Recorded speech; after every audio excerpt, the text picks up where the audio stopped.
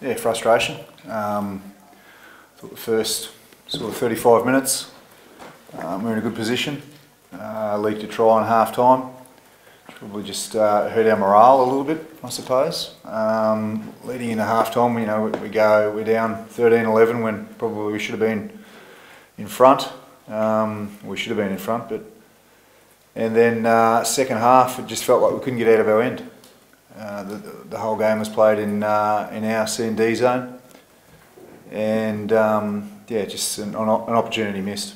Do you think that try in half time did sucked all the momentum you had out of everyone? Like you said, the whole second half basically you played down your end, which started with that run on half time.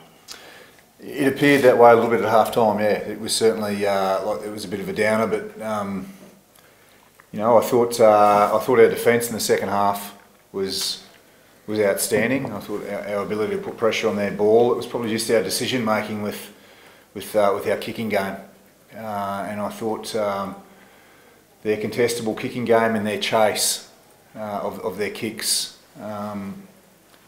was probably ahead of ours. Where do you think it leaves the season? It's I think that's when you take it the Sunwolves, 3 Australian teams and 3 losses.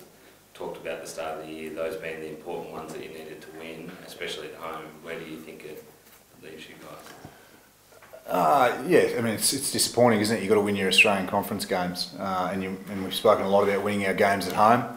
It's something that we've got to review thoroughly and turn up Monday ready to turn it around. We're back home again next week against the Reds. We were disappointed with our performance up there, and we just need to be really thorough with our review, and make sure we're better next week. You just got to keep working hard. There's no quick fix. It's just about continuing to improve, and I think looking at tonight, without having seen the tape, obviously, it's playing the game more in the right end of the field. Dan, the scrum struggled a little bit tonight. Obviously, last time we played the Reds, it was another kind of situation. How difficult is that to kind of overturn in 7 days? Oh, look, I think the scrum struggled once there at a critical moment. I certainly wouldn't think it was the whole game. I thought it was certainly at least parity there for the majority of the match. And yeah, the Reds have got a strong scrum. Taniela's playing well there on the tight head side, and it's obviously a challenge for us. We know that they get a lot out of their scrum, but it's just about making sure that at key moments of the game, I thought again tonight our set piece at really important times probably wasn't executed how we wanted it to. There was that one scrum there where we were penalised, and then the line-outs a couple of times also turn the ball over, and just once you've got a team under pressure, it's a huge release and momentum shift for them. So it's an area we've got to improve. That Henry hit on, I think it was Curtly at the end there. Was that just a bit of trying too hard or frustration? How'd you see that one? Oh yeah, I'm not sure. I haven't spoken to Henry about that yet, but if you look at that moment, it's one of those things there where he's looking to put pressure on the kick, got his timing wrong, and all of a sudden there's a penalty 30 metres out on the 15-metre line instead of us having a line out in the B zone ready to attack. So yeah, little momentum shifts. Those little decisions certainly impacted us. Christian looked a bit sore at one stage and he came off. Is he doing okay? Yeah, he's just he's going through just getting his head checked, and we'll have a look there. He certainly he's got some bumps and bruises. I haven't seen him yet. That's why David's filling in. He's just getting a good the medical staff having a good look at Christian now. David, first. Sorry, let's get how to get back. Felt good.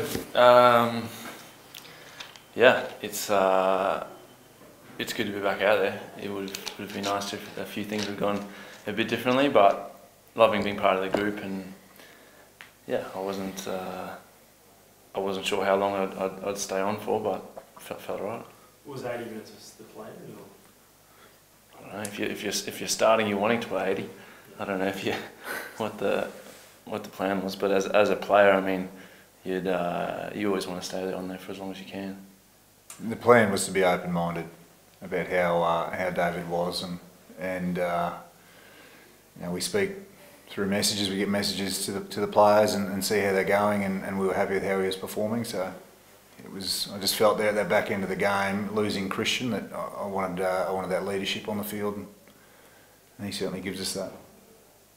Hooper was just saying he enjoyed the battle out there, but felt you probably got the upper hand a few times early. How did you enjoy that kind of contest, Michael? Yeah, I enjoy hoops.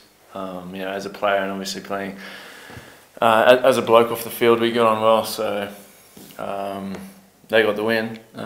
So I think all personal battles kind of dissolve into insignificance depending on the result. But good to be out there, test yourself against Australia's number 7.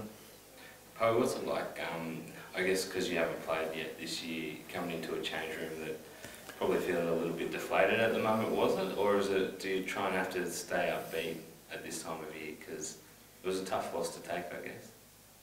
Yeah, it's a tough loss. You've guys put a lot of effort in, and things didn't go how we'd hoped. But you can't throw everything out. There was a lot of good effort in there. At times, I felt like we really managed to get it behind them and sort of have some good attack. But I think ultimately that a bit of game management and a few key moments, and they pounced. And they're a good team. You look at their team list.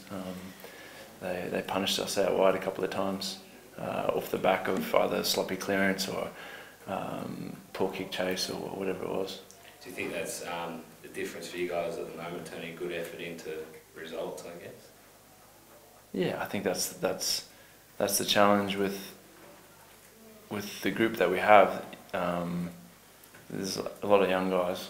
You know, this is their, I don't know, first or second Super Rugby season. So it's a matter of trying to improve every week and reinforce the things that we're doing well. But there's obviously always things that we're trying to improve on, and taking those opportunities when they present themselves is key. You had the family in the crowd for the first time in Canberra in a long time. Did you get a chance to see them, or were you too gassed? Or I caught up with them afterwards. Yeah, great to have mum and dad here. Yeah, they don't get to too many games, so it's always special to have family around. It's only one game, but the Super Rugby changed at all in 18 months, 2 years since you last played? It's always changing. I guess you, as a player, you just have to adapt to the new rules, and I don't know if it's changed that much, but it's enjoyable to play. any other injuries, Dan? No, not at the moment. Just yeah, we'll have a chat with the doctor and the physio and get an update shortly. But at this point in time, I think it's just bumps and bruises. Dan, you mentioned leadership just before, with Cart sideline, Christian coming off. If David was buggered, who would have become captain? Well, David wasn't buggered, so that's why I left him on there. Mate, we've got Lockie McCaffrey's slotted into that position before, so yeah, that's the way we would have gone. But obviously Poey's back and Christian came off. David takes over. Obviously with Carts being on the sideline.